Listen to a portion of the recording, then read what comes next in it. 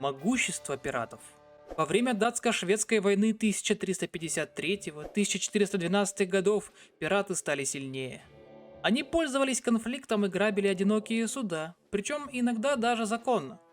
Дело в том, что обе стороны щедро раздавали каперские грамоты, специальные документы, которые позволяли грабить корабли противоборствующей стороны, а государству шел процент выручки. Однако пираты нападали и на те суда, которые не участвовали в датско-шведском конфликте.